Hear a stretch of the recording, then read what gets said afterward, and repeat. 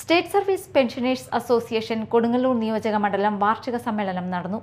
AICC secretary TN Prathapan ഉദ്ഘാടനം ചെയ്തു. വിദ്യാർത്ഥി ജീവിതകാലം മുതൽ വിദ്യാർത്ഥി പ്രവർത്തകന്മാർ അതേപോലെ ആകേണ്ട ആൾ തന്നെയായിരുന്നു. ഞാൻ ഈ കോയക്കണ്ടി കോളേജിൽ മസ്താബി കോളേജും കെ കരുണാകരൻ മുഖ്യമന്ത്രിയും TMG വിദ്യാഭ്യാസ മന്ത്രിയുമായിരുന്ന കാലത്ത് ഈ രണ്ട് കോളേജിൽ പുതിയ MG യൂണിവേഴ്സിറ്റി, മഹാത്മാഗാന്ധി യൂണിവേഴ്സിറ്റി ഉണ്ടാക്കാൻ തീരുമാനിച്ചു ഗവൺമെന്റ്.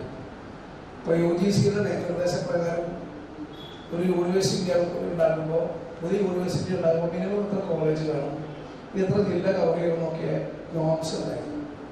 നമ്മൾ കാലിക്കറ്റ് യൂണിവേഴ്സിറ്റിയിലായിരുന്നു, ഏകലീയ കോളേജും മസ്താബി കോളേജും. ഈ രണ്ട് കോളേജുകളെ എവിടെ നിന്ന് മാറ്റിക്കിടന്ന് കാലിക്കറ്റ് യൂണിവേഴ്സിറ്റി മാറി കോട്ടയം ആസ്ഥാനമായ MG യൂണിവേഴ്സിറ്റിക്ക് ആക്കാൻ വേണ്ടി അന്നത്തെ വിദ്യാഭ്യാസ മന്ത്രിയൊക്കെ TMG നിർബന്ധപൂർവ്വമായി തീരുമാനിച്ചു.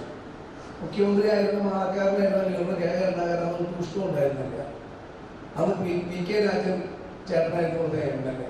ഭയങ്കരമായ നിയമസഭയിലൊക്കെ വലിയ പ്രക്ഷുബ്ധമായി.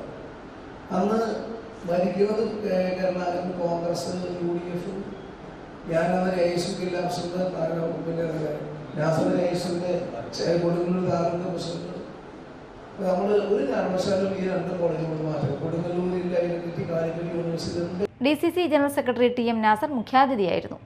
KSSPA സംസ്ഥാന സെക്രട്ടറി TM കുഞ്ഞുമൊയ്തീൻ, ജില്ലാ secretary David Stephen, PR Sathyanathan, സംസ്ഥാന കൗൺസിലർ രാജേന്ദ്ര പ്രസാദ്, PN മോഹനൻ, ഗിരിജ, സുരേഷ് ബാബു എന്നിവർ സംസാരിച്ചു.